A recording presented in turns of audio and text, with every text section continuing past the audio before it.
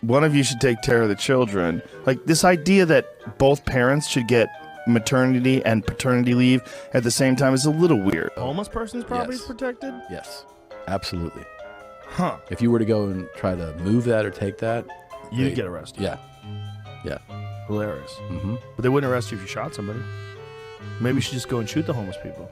It keeps going further and further and further down the line. And if you get to the point where you capitulate, where you agree to all these demands, it will eventually get to straight white men are not allowed to talk. Right. Because it's your privilege to express yourself when other people of color have been silenced throughout history.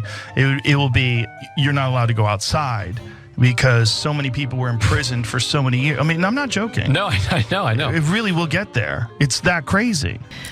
So, I like marijuana. I love marijuana. I think it's starting to make him a little too paranoid. I'm just keeping it real. Like there are components to quote unquote cancel culture that I do think are toxic. And we've talked about it on this show, and I'll explain in more detail right now.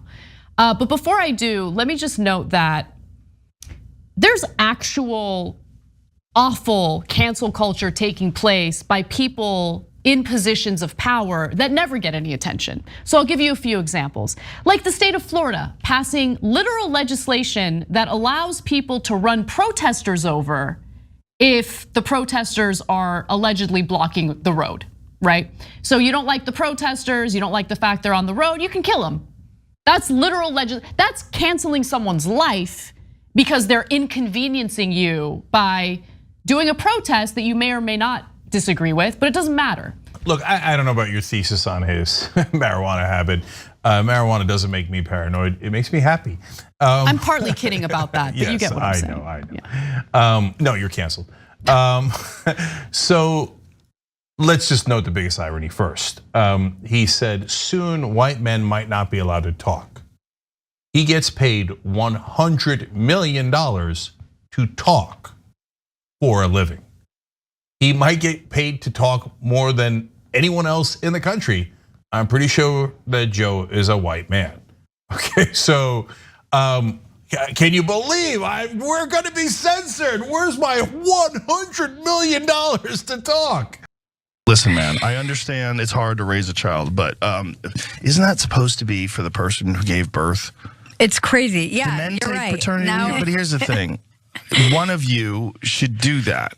One of you should take care of the children. Like this idea that both parents should get maternity and paternity leave at the same time is a little weird. I don't think it's weird at all. When you have a new baby, whether you've given birth to that baby or not, it is an overwhelming experience.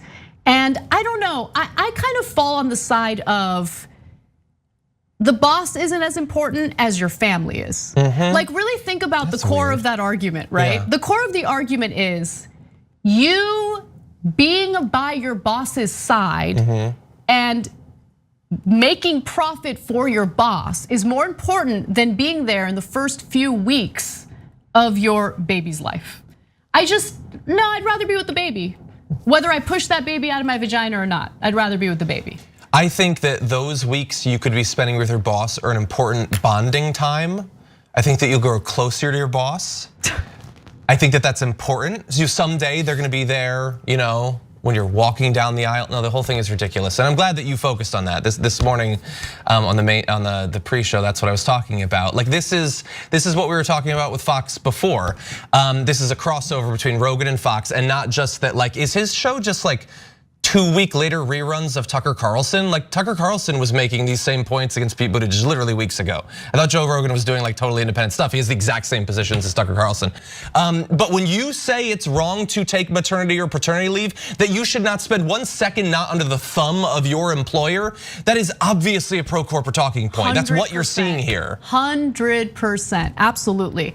And then we're on the underpass and there's porta potties, not one either, like 4, like a deck of porta potties. And then someone has a car parked there on the sidewalk, like partly on the sidewalk. So they're like half blocking a lane. And then they have like a canopy draped over their car and they have just stacks. And then next to it was a dresser. you know, when you see stuff like that on the streets, at least in Los Angeles or maybe in California, that's protected property, like by law. You know that? Like if you were So to you're go, not supposed to do that. but like that's that person's property by law. If you were to the go, homeless person's property is Yes. protected? Yes, absolutely. Huh. If you were to go and try to move that or take that, You'd get arrested. Yeah. Hilarious. Mm-hmm. But they wouldn't arrest you if you shot somebody. Maybe you should just go and shoot the homeless people. I like your ideas. I am sure that once this video goes up, many people are probably watching this when it's been uploaded to the channel. Probably about 10,000 people have already gone down to the chat to educate us that he was joking. And I want to clarify, yes, I know that he was joking. I know that Joe Rogan was not literally saying to his audience, you should go out and you should shoot the homeless. I get it. Yes, he was joking. He also felt like that was something to joke about, either because of his ignorance about the absolute epidemic of violence and murder against the unhoused community, and that's me being generous to assume that he doesn't know that, because the only alternative is that he does know that, but still believes that that is what he should be joking about. And again, at the end of the day, it ain't about what he thinks. His audience is what matters. All of the, I'm gonna say, white guys who are putting into the chat that he was joking.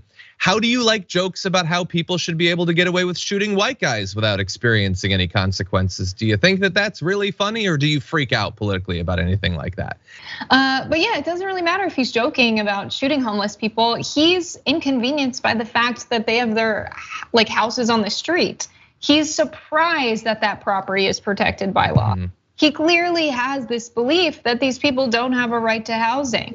And I'm sure all of the people who listen to his podcast, who think he's a relatable, everyday guy, are much closer to homelessness than he has ever been. Most people in the United States of America are just one inconvenient event, just one unlucky event from being homeless, from going bankrupt.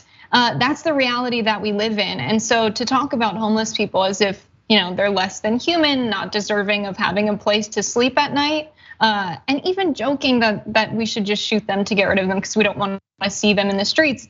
It's disgusting. It's disgusting. And the fact that people listen to him and they're like, well, he's just relatable. He probably wants us to find solutions to homelessness. Okay, let him say that if that's what he believes, but that's not what he's saying.